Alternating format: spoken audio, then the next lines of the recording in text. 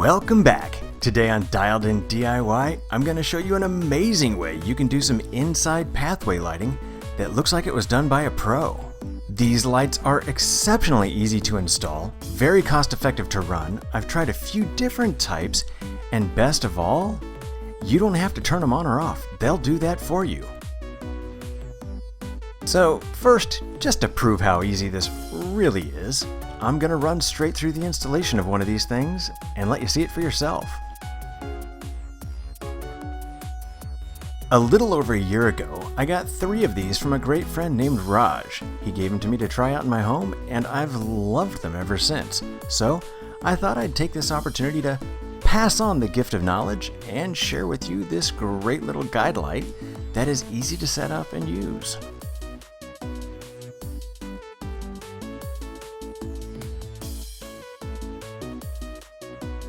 The product packaging that comes with this has a lot of great information, not just about the installation, but about how to kind of troubleshoot any problems that you might have with installation and use.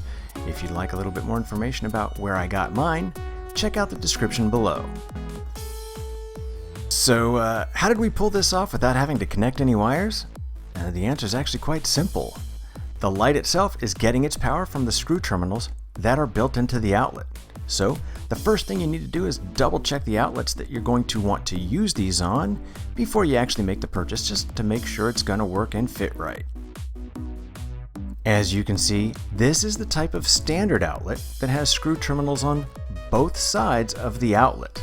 Once you can get the plate over the top of this, you have plenty of space to make contact and get power for your new light.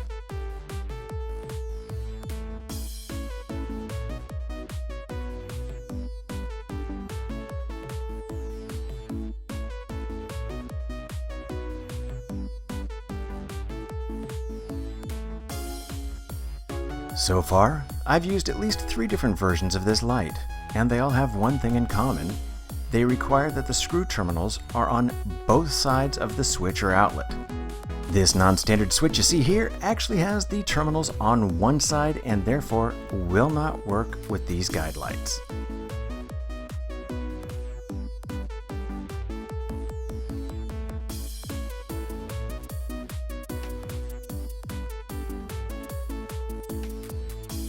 Another one of the differences between the models of these lights is the type of LED setup.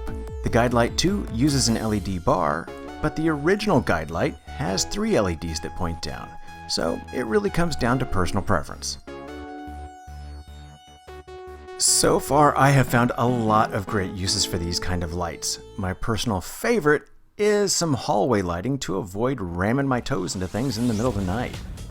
These also make for great gifts, and you can earn some extra points by offering to install them too.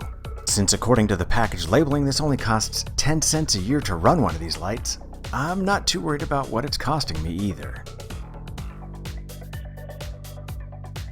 I mentioned that the information that comes with it helps you with troubleshooting, but it also has really important information about safety when you're doing the installation.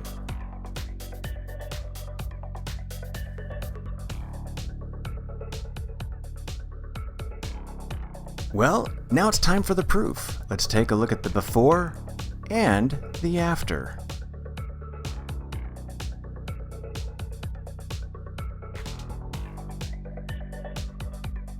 As you can see, each of these lights turns off automatically when the surrounding area has enough light.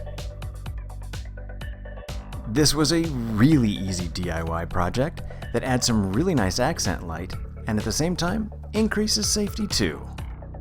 Hey, thank you very much for taking the time to stop by Dialed In DIY today to check out my video.